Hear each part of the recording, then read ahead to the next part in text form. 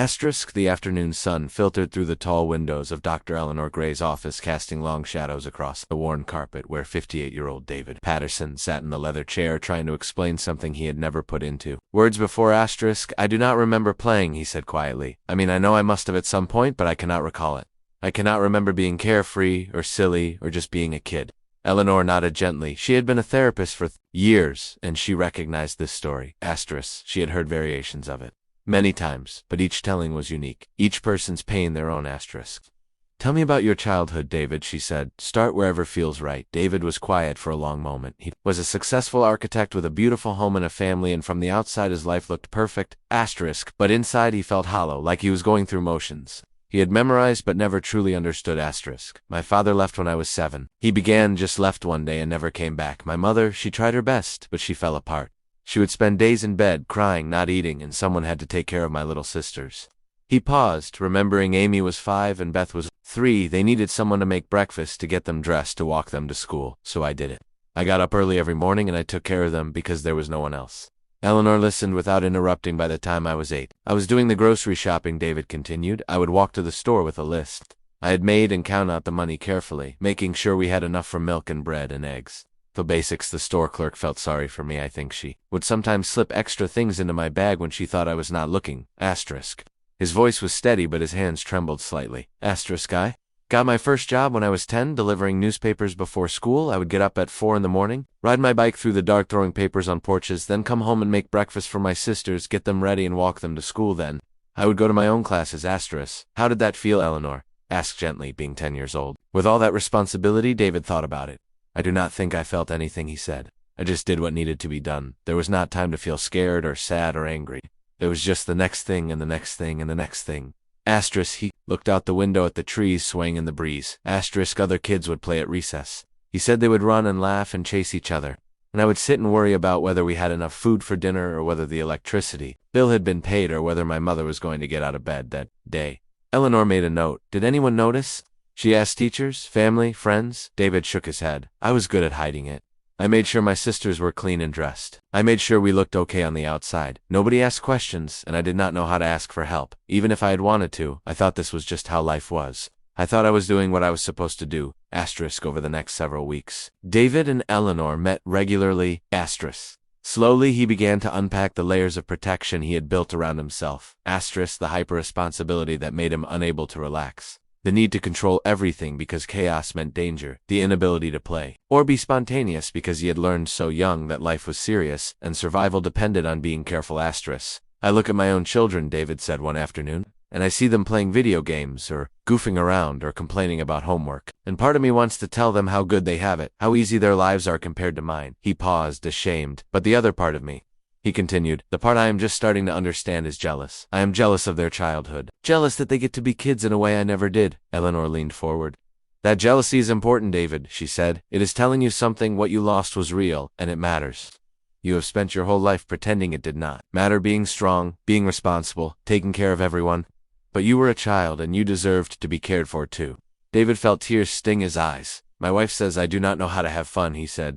She says I am always working. Always planning, always serious, and she is right. I do not know how to just be. I do not know how to let go. Asterisk. Can I tell you what I see? Eleanor asked. David nodded. I see a man who survived something incredibly difficult, she said. I see someone who had enormous strength as a child, who kept his family together, who sacrificed his own childhood to protect his sisters, and that matters. David, that was real and it was important. She paused. But I also see someone who never learned that it is okay to need things, that it is okay to be vulnerable, that it is okay to play and laugh and make mistakes, because those things were not safe when you were young.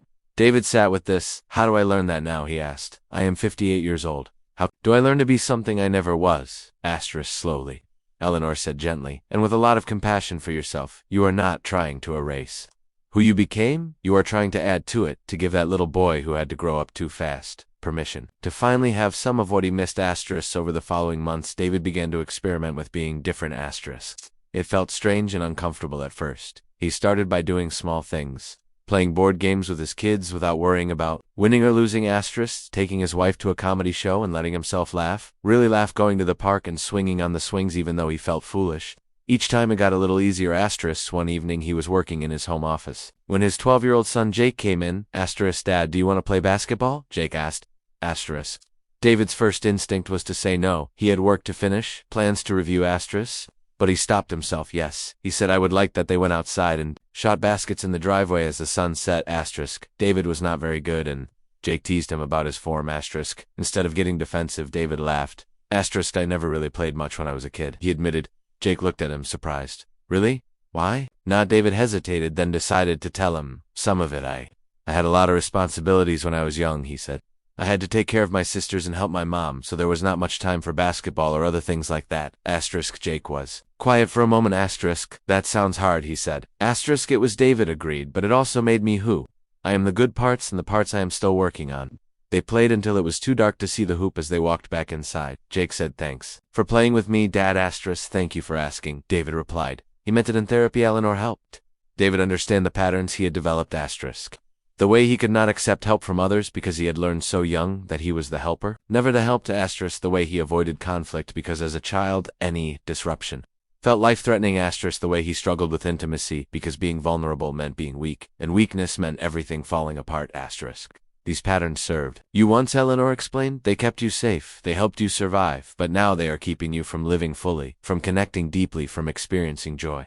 David nodded. I see it, he said. I see how I keep people at a distance, even my wife, even my kids. I love them so much, but I do not know how to let them all the way in. Asterisk. What would it mean to let them in? Eleanor asked. Davy thought about it. It would mean admitting I do not have all the answers, he said. Admitting that I am scared sometimes, that I need them, that I am not always strong. Asterisk. And what is the worst thing that could happen if you did that? David sat with the question. He realized that the worst thing he imagined was the same thing he had feared as a 7-year-old child, that everything would fall apart, that people would leave. Asterisk. That he would be alone and responsible and overwhelmed. Asterisk. But I am not 7 anymore, he said slowly. I am not that little boy trying to hold everything together. Asterisk. No, Eleanor. Agreed, you are not. And the people in your life now are not your mother who could not cope, or your father who left. They are people who love you, who want to know. You're not just the strong, capable version you show them, but all of you. Asterisk. That evening, David went home and found his wife Susan in the kitchen making dinner. Asterisk. Me talk, he asked. Asterisk. They sat at the table and David did something he had not done in their 25 years of marriage. Asterisk. He cried. Asterisk. He told her about the little boy he had been, about Afia he still carried, about the ways he knew he held himself back from her. Asterisk. About how much he loved her, but how hard it was for him to show it. Asterisk. Susan reached across the table and took his hands. Asterisk. I've always known there was something, she said gently. Some wall I could not get past. I just did not know how to help you. Asterisk. I am learning, David said. I am learning how to let people in, how to be vulnerable, how to ask for help. It is hard, but I am trying. Susan squeezed his hands. We'll figure it out together, she said, and they did slowly over time. David learned new ways of being. Asterisk. He learned to say I do not know without feeling like a failure. Asterisk. He learned to ask his wife for support when he was struggling. Asterisk. He learned to play with his children, to be silly, to make mistakes and laugh about them. Asterisk. He learned that being vulnerable did not make him weak. It made him human. Asterisk. One afternoon, a year into therapy, Eleanor asked him, what have you learned about that child who grew up too fast? David thought carefully. I have learned that he was brave. He said, braver than he knew, that he did the best he could with what he had, and that it is okay to grieve for what he lost. He paused. I have also learned that he is still part of me, he continued, that hyper-responsible, careful, serious part, and that is okay. I do not have to reject that part of myself. I just have to balance it with the part that can play and rest and trust others. Eleanor smiled. What would you tell that 7-year-old boy if you could go back? Asterisk. David felt tears come to his eyes. Asterisk. I would tell him that it is not his job to hold everything together. He said that he is just a kid and it is okay to be a kid. I would tell him that someone is going to take care of him, that he does not have to be strong all the time. And what would you tell yourself now? Eleanor asked. David smiled through his tears. Asterisk. I would tell myself the same thing, he said, that I do not have to hold everything together anymore, that I can let people help me, that I can rest. He looked out the window at the changing leaves. I tell myself that it is never too late to learn to be a child, he said, to play to wonder, to trust that the world can be safe and good. Asterisk. That evening David went to the park near his house. Asterisk. He sat on a swing, something he had not done since he was very young.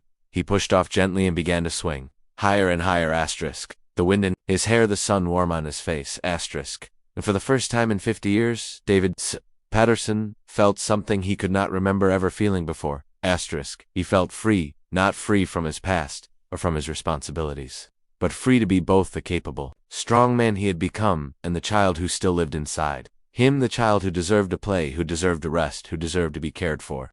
As he swung, he thought about all the children growing up too fast, asterisk, taking on burdens too heavy for their small shoulders, and he felt compassion for them.